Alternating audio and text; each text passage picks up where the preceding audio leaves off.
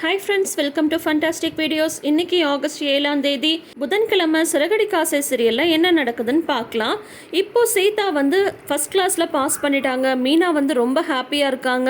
முத்துக்கே லைட்டாக கண்ணு கலங்கிடுது. உங்கள் குடும்பத்தோட முதல் பட்டதாரி நீ, எனக்கு ரொம்ப சந்தோஷமாக இருக்குது அப்படின்னு முத்து வந்து சொல்கிறாங்க. உடனே சீதா வந்து சொல்கிறாங்க, எனக்கு அக்காவை பார்க்கணும் போல் இருக்குமாம்மா, நீங்கள் அக்காவை வந்து கூட்டிகிட்டு வரீங்களா அப்படின்னாது. இது என்னடா கேள்வி, கண்டிப்பாக பாரு, மாலை ஸ்வீட்டு இதெல்லாம் வாங்கிட்டு உன்னை பார்க்குறதுக்காக நாங்கள் 2 பேரும் வந்துட்டே இருக்கோம் அப்படின்னு சொல்லிட்டு ஃபோனை வந்து வைக்கிறாங்க. உடனே மீனா வந்து ரொம்ப எமோஷ்னல் ஆயிடுறாங்க. எனக்கு ரொம்ப ரொம்ப சந்தோஷமாக இருக்குது மீனா, இது வந்து மாமாவோட கனவு. ஒரு பொண்ணு வந்து இந்த மாதிரி டிகிரி வாங்குறது, அதுவும் வந்து இவ்வளோ ஒரு கஷ்டமான சூழ்நிலையில் ஒரு பெரிய விஷயம். சீதா வந்து உங்கள் அம்மாவுக்கும் ஹெல்ப் பண்ணிவிட்டு படிப்பையும் படித்து முடிச்சுட்டு எவ்வளோ பொறுப்பாக வந்து ஃபஸ்ட் கிளாஸில் பாஸ் பண்ணியிருக்கா பாரு. இதெல்லாம் வந்து சாதாரண விஷயமே கிடையாது. இப்போ அவங்களுக்காக தானே வந்து நீ கூட உன்னோட படிப்பை நிப்பாட்டிட்டேன்னு சொல்லியிருக்க. நீ வந்து சாதிச்சிட்ட மீனா அப்படின்ற மாதிரி முத்து வந்து மீனாட்ட சொல்லிட்டு இருக்காங்க. எங்க இந்த சந்தோஷமான விஷயத்த நம்ம வீட்டில் எல்லாருக்கும் சொல்ல வேணாமான்னு மீனா கேட்க, ஆமாம் கண்டிப்பாக அப்பாட்டெல்லாம் சொன்னால் அப்பா வந்து ரொம்ப சந்தோஷப்படுவார் அப்படின்னு சொல்லும்போது அண்ணாமலை வந்து ஹாலில் உட்காந்துட்டு இருக்காங்க. அப்போ மீனாவும் முத்துவும் வந்து விஷயத்த சொல்கிறாங்க. மாமா இந்த மாதிரி சீதா வந்து ஃபஸ்ட் கிளாஸில் பாஸ் பண்ணிட்டா, டிகிரி வந்து முடிச்சிட்டா அப்படின்னு சொன்னதும், அப்படியாம்மா ரொம்ப ரொம்ப சந்தோஷமா, உங்கள் அப்பாவோட கனவுமா இது. உங்கள் அப்பா வந்து உயிரை விடும்போது உன் பேரை தான் சொல்லிட்டு உயிரை விட்டார். இந்த குடும்பத்தை வந்து நீ தாங்கி பிடிப்ப அப்படின்ற மாதிரி வந்து அவர் நினச்சாரு.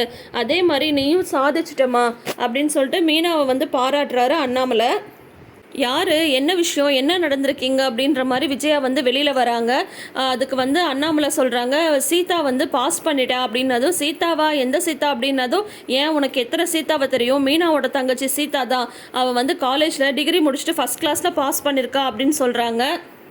அப்படியா, அதுக்கு தான் நான் இவ்வளோ பில்டப் அப்படின்றாங்க விஜயா. ஆமாத்த, சீதா வந்து கஷ்டப்பட்டு படித்து ஃபஸ்ட் கிளாஸில் பாஸ் பண்ணிட்டா, எங்கள் குடும்பத்தோட முதல் பட்டதாரி அவள் அப்படின்னு மீனா சொல்ல, ஆமாம் இதெல்லாம் ஒரு பெரிய விஷயமா, இந்த காலத்துலலாம் டிகிரி வாங்குறதெல்லாம் சாதாரண விஷயம் அப்படின்னு சொல்லும்போது, அது வந்து சாதாரண குடும்பத்துக்கு தான்.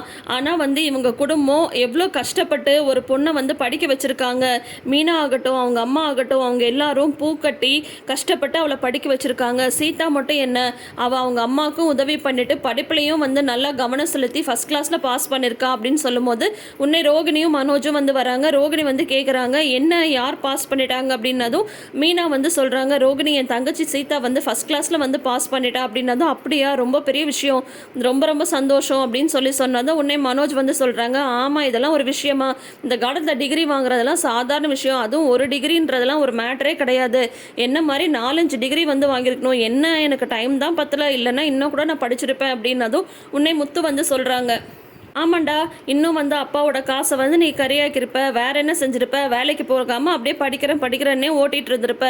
உன்ன மாதிரி இல்லைடா சீதா, உனக்கு இந்த வீட்டில் தனி ரூமு, நீ படிக்கிறதுக்கு எல்லா வசதி, ஏசி, ஃபீஸ் கட்டுறதுக்கு அப்பாவோட காசுன்னு சொல்லிட்டு நீ நினச்ச நேரத்துக்கு உனக்கு எல்லாமே இந்த வீட்டில் வந்து கிடச்சிது. ஆனால் சீதா வந்து அப்படி கிடையாது. ஒரு பெண்ணு வாங்கணுன்னா கூட அவள் வந்து வெயிட் பண்ணிட்டு இருக்கணும். அவள் வந்து பூக்கட்டி சம்பாரிச்சு அது மூலயமா தான் அந்த பொண்ணு வந்து படிச்சிருக்கு. அதுக்காக ஒரு ஒட்டுமொத்த குடும்பமே வந்து உழைச்சிருக்கு. அவங்க அம்மா ஆகட்டும், மீனா ஆகட்டும், சீதாவை படிக்க வைக்கணுன்றதுக்காகவே அவங்களோட உழைப்பை எல்லாத்தையும் போட்டிருக்காங்க. அந்த குடும்பத்துக்கு இது வந்து ரொம்ப ரொம்ப பெரிய விஷயந்தான் அப்படின்னதும் உன்னை ரோகிணியும் சொல்கிறாங்க, ஆமாம் மனோஜ், நீ ஏன் இவ்வளோ சாதாரணமாக வந்து சொல்கிற, இந்த மாதிரி ஒரு நார்மலான ஃபேமிலிக்கு ஒரு டிகிரி வாங்குறது அப்படின்றது எவ்வளோ பெரிய கனவாக இருக்குன்னு உனக்கு தெரியுமா அப்படின்னு சொல்ல, பார்த்தியா பார்லர் அம்மா கூட தெரிஞ்சிருக்கு, உனக்கு தாண்டா தெரியல அப்படின்னு சொல்லும்போது கரெக்டாக ரவியும் ஸ்ருதியும் வெளியில் வராங்க.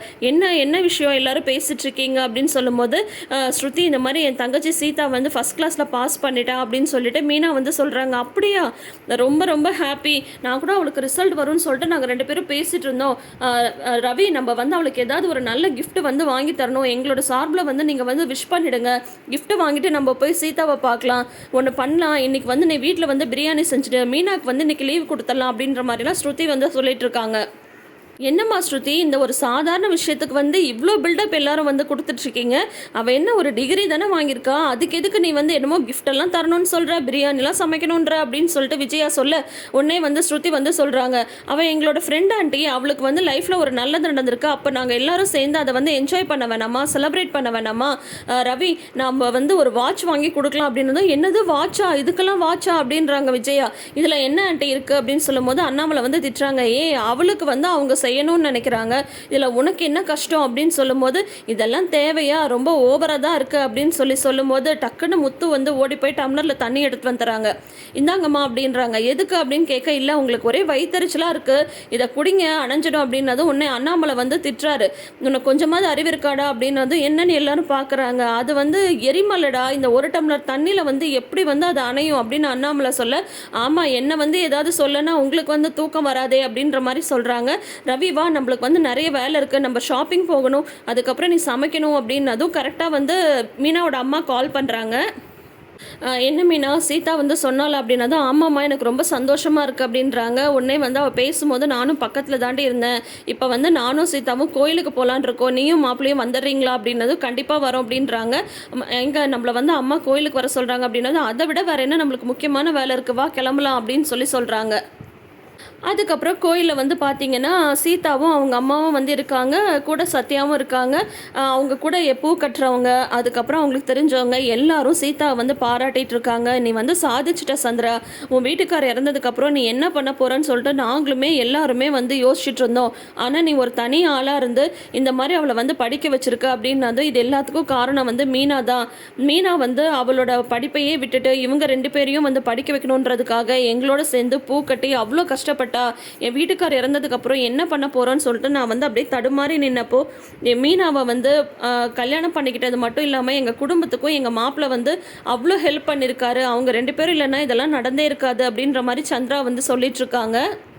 அப்போ வந்து சீதா வந்து ரொம்ப எமோஷ்னலாக இருக்காங்க. அவங்க அம்மாவும் சொல்கிறாங்க, இந்த விஷயத்தெல்லாம் வந்து பார்க்குறதுக்கு எங்கள் வீட்டுக்கார் இல்லைன்னு நினைக்கும் போது தான் எனக்கு ரொம்ப கஷ்டமாக இருக்குது அப்படிங்கும் போது உடனே சீதா சொல்கிறாங்க, அப்பா எங்கேயும் போகலம்மா, அப்பா வந்து நம்ம கூடயே தான் இருக்காங்க அப்படின்ட்டு அவர் வந்து அந்த கரும்பு ஜூஸ் போடுவார் இல்லையா, அந்த மிஷின் கிட்ட போயிட்டு சீதா வந்து ஃபீல் பண்ணிட்டு இருக்காங்க. அப்பா இது எல்லாத்துக்கும் காரணம் நீ தான்ப்பா, இது எல்லாத்தையும் நீ வந்து பார்த்துட்ருக்கியா, நீ மட்டும் வந்து இவ்வளோ கஷ்டப்பட்டு எங்களெல்லாம் படிக்க வைக்கலன்னா இதெல்லாம் நடந்தே இருக்காதுப்பா, நீ வந்து ஒரு நிமிஷம் உட்காராமல் ஒரு நாள் ஃபுல்லாக நின்று என்ன வந்து இந்த நிலைமைக்கு வந்து நீ கொண்டு வந்திருக்கமா, ஆனால் நீ வந்து இப்போ இந்த டைமில் கூட இல்லைன்னு நினைக்கும் போது தான் என்னால் தாங்க முடியல அப்படின்ற மாதிரி சீதா வந்து ரொம்ப எமோஷ்னலாக ஃபீல் பண்ணுறாங்க. அப்போ வந்து சீதா கூட வந்து பூ கட்டுறவங்க வந்து அந்த டிகிரி வாங்குற அந்த பிளாக் கோட் இருக்கு இல்லையா, அதை வந்து வாடகைக்கு எடுத்துகிட்டு வந்து இதை நீ போட்டுக்கோ சீதா, இதை போட்டு நம்ம எல்லாரும் ஃபோட்டோ எடுத்துக்கலாம் அப்படின்னதும், இதெல்லாம் டிகிரி வாங்கும்போது தான் போடுவாங்க அப்படின்னதும், அதெல்லாம் எங்களுக்கு தெரியாது, நான் இப்போ எடுத்துகிட்டு வந்துட்டேன் வாடகைக்கு, நீ இப்பயே போடு அப்படின்னு சொல்லிட்டு அதை வந்து சீதாக்கு போட்டு எல்லாரும் அழகு பார்க்குறாங்க. அது மட்டும் இல்லாமல் எல்லாரும் நின்று குரூப்பாக ஃபோட்டோலாம் எடுத்துகிட்டு இருக்கும்போது மீனாவும் முத்துவும் வந்துடுறாங்க. மீனாவை பார்த்ததும் சீதா வந்து ஓடி போய் கட்டி பிடிச்சிக்கிறாங்க.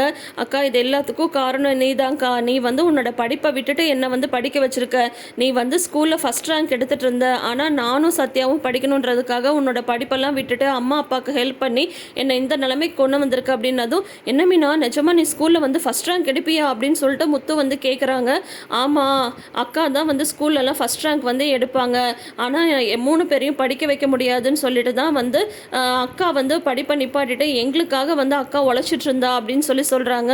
அக்கா மட்டும் இல்லைன்னா இதெல்லாம் கண்டிப்பாக நடந்திருக்காது அப்படின்னதும், நீ மட்டும் என்ன சீதா உங்கள் அம்மாவுக்கும் வந்து ஹெல்ப் பண்ணிவிட்டு நீ இந்த படிப்பையும் வந்து தவறாமல் படித்து இப்போ ஃபஸ்ட் கிளாஸில் பாஸ் பண்ணியிருக்க, நீ வந்து எவ்வளோ ஒரு பொறுப்பான பொண்ணு தெரியுமா, ஆனால் சிலருக்குலாம் அந்த பொறுப்பு வந்து இருக்க மாட்டேங்குது, நானே பார்த்துருக்கேன் என்னோட வண்டியில் வந்து போகும்போது எத்தனை காலேஜ் பிள்ளைங்க காலேஜை வந்து கட்டடிச்சிட்டு சினிமா பீச் அப்படின்னா ஊர் சுற்றுவாங்க தெரியுமா, ஆனால் நீ அந்த மாதிரிலாம் எங்கேயாவது போயிருக்கியா, படிப்புன்னு அவ்வளோ கவனமாக இருந்த, இதே அறிவு இந்த வீட்டில் இருக்கிற இன்னும் சிலருக்குலாம் இருந்தால் நல்லா தான் இருக்கும் அப்படின்ற மாதிரி வந்து சத்யா வந்து குத்தி கட்டுறாரு முத்து. ஆனால் சத்யா வந்து அப்படியே முறைக்கிறாரு, வேற எதுவும் பெருசாக வந்து பேசிக்கிறதும் இல்லை. அதுக்கப்புறம் சரி வாங்க ஃபோட்டோ எடுத்துக்கலாம் அப்படின்னு சொல்லிட்டு சீதா வந்து என்ன பண்ணுறாங்க, இந்த கோட்டை வந்து முதல்ல நீ தான்க்கா போடணும், இது வந்து நான் போட வேண்டிய கோட்டு கிடையாது, நீ போட வேண்டிய கோட்டு அப்படின்ட்டு அந்த கருப்பு கோட்டை வந்து மீனாவுக்கு மாட்டி விட்டு அழகு பார்க்குறாங்க.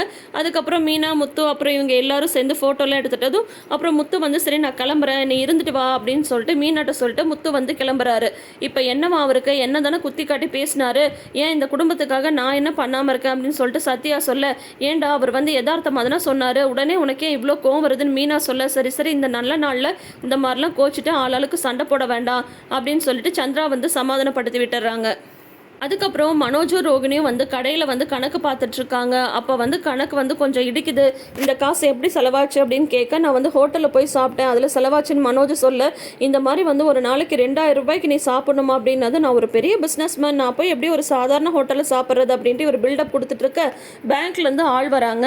உடனே வந்து மனோஜ் வந்து பார்த்துட்டு, நான் பேங்க்கெல்லாம் கரெக்டாக லோன் கட்டிட்டு தானே இருக்கேன் அப்படின்னது, இல்லை சார் நான் அதுக்காக வந்து வரல, உங்களுக்கு வந்து கிரெடிட் கார்டு வந்து சேங்ஷன் ஆயிருக்கு அப்படின்னு சொன்னதும், ஏன் மனோஜ் நீ வந்து கிரெடிட் கார்டு ஏதாவது அப்ளை பண்ணியா அப்படின்னு சொல்லிட்டு ரோகிணி கேட்குறாங்க. இல்லை நான் எதுவும் அப்ளை பண்ணல அப்படின்னதும், இல்லை சார் உங்களோட டிரான்சாக்ஷன்ஸ்லாம் பார்த்துட்டு எங்கள் பேங்க்லேயே வந்து உங்களுக்கு அலாட் பண்ணியிருக்காங்க, நீங்கள் 10 லட்ச ரூபாய் வரைக்கும் நீங்கள் கிரெடிட் கார்டு யூஸ் பண்ணிக்கலாம் அப்படின்னு சொல்ல, ஆத்தல ரோகிணி நான் தான் நம்மளை தேடி பணம் வரும்னு சொன்னல வந்துருச்சு அப்படின்னது, ரோகிணி வந்து அதை வச்சு உடனே ஒரு பிளான் போட ஆரம்பிச்சிட்டாங்கன்னு நினைக்கிறேன். அதோட தொடரும் போட்டுடுறாங்க. அப்புறம் நாளைன்னு காட்டும்போது ரோகிணியும் வித்யாவும் நேற்றே பேசிட்டு இருந்த மாதிரி ஒரு லேடி டாக்டரை கன்சல்ட் பண்ணுறதுக்காக போகிறாங்க. அப்போ வந்து ரோகிணி வந்து சொல்லிட்டுருக்காங்க, நானும் வந்து 1 இயராக ட்ரை பண்ணிகிட்ருக்கேன், ஆனால் நான் ஏன் இன்னும் கன்சீவ் ஆகாமல் இருக்கேன்னு தெரியல, அதுக்காக இந்த செக்கப் வந்து இப்போ ரொம்ப ரொம்ப அவசியம் அப்படின்னதும் வித்யா வந்து சொல்கிறாங்க, உனக்கு என்னடி ப்ராப்ளம் இருக்க போது, நீ தான் ஆல்ரெடி குழந்தை பெற்றவ தானே அப்படின்ற மாதிரி வித்யாவும் ரோகிணியும் வந்து பேசிகிட்டு இருக்கும்போது சீதா வந்து அங்கே வேலைக்காக வந்து வந்திருக்காங்க போல். அவங்க வந்து பார்த்துடுறாங்க. உன்னை மீனாக்கு கால் பண்ணி, அக்கா இப்போ நான் இந்த ஹாஸ்பிட்டலில் யாரை பார்த்தேன்னு தெரியுமா அப்படின்னதும், யாரை பார்த்த அப்படின்ற மாதிரி மீனா வந்து கேட்க, ரோகிணியை அப்படின்ற மாதிரி வந்து சொல்கிறாங்க சீதா. அதோட இன்னைக்கு எபிசோடை வந்து முடிச்சிருக்காங்க. ரோகிணி பேசினதை சீதா கேட்டுட்டாங்களா இல்லை எதேச்சியாக பார்த்துட்டு மீனாக்கு கால் பண்ணாங்கன்றத நாளைக்கு எபிசோடை பார்த்து நம்ம தெரிஞ்சுக்கலாம். தொடர்ந்து வீடியோஸ்க்கு நம்ம சேனலை இப்பயே சப்ஸ்கிரைப் பண்ணி வச்சுக்கோங்க. பக்கத்தில் இருக்கிற நோட்டிஃபிகேஷன் பெல் ஐக்கானில் ஆல் சிம்பிள் கிளிக் பண்ணிக்கோங்க. கூடவே இந்த ப்ரிவ்யூ பற்றின உங்களோட கருத்துக்களை மறக்காமல் ஷேர் பண்ணுங்கள். தேங்க்யூ.